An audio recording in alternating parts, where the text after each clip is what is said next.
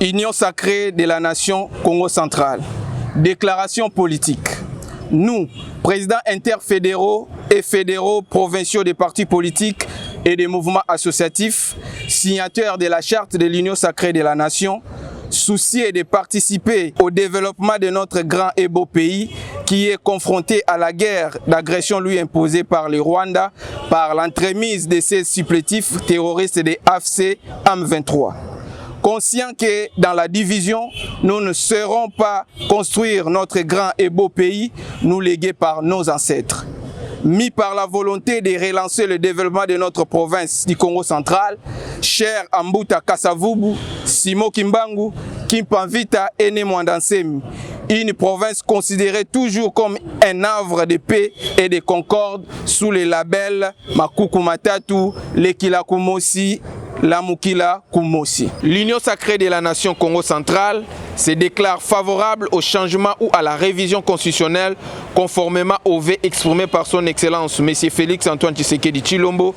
président de la République et chef de l'État lors de son adresse à la tribune des Nations Unies le mardi 23 septembre 2025. Inspiré par les leçons tirées du congrès extraordinaire de l'Union sacrée de la nation à Kinshasa le 30 août 2025,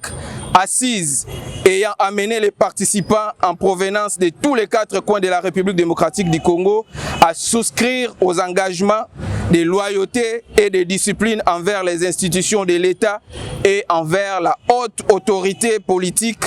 nous citons Félix Antoine Tshisekedi Tshilombo, président de la République, chef de l'État et garant de la nation. Nous référons à l'esprit de l'hymne de l'Union sacrée qui nous invite à être toujours unis comme un seul homme et qu'ensemble, unis, nous sommes forts et invincibles. Prenant acte des résolutions ici des assises du 3 au 4 septembre 2025,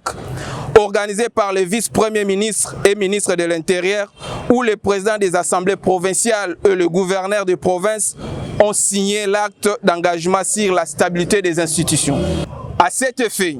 nous invitons l'ensemble des acteurs des partis politiques signataires de la charte de l'Union sacrée de la nation du Congo central,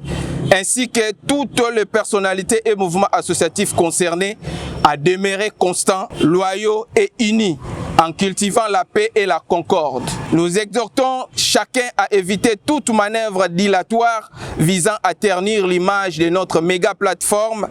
ou à fragiliser les institutions provinciales légalement établies. L'Union sacrée de la nation du Congo central condamne avec la dernière énergie toute tentative de déstabilisation des institutions de la province du Congo central et met en garde tout celui qui s'arroge les lix de saboter l'élan de développement déjà engagé par son Excellence Monsieur le gouverneur de province, Grace Kwanga Maswangi Bilolo. L'Union sacrée de la nation du Congo central, outil efficace de la matérialisation de la vision du président de la République, chef de l'État, veillera désormais à garantir la cohésion provinciale sous toutes ses formes, sur toute l'étendue de la province du Congo central. Que vive la République démocratique du Congo, que vive la province du Congo central, que vive l'Union sacrée de la nation Congo central, nous vous remercions.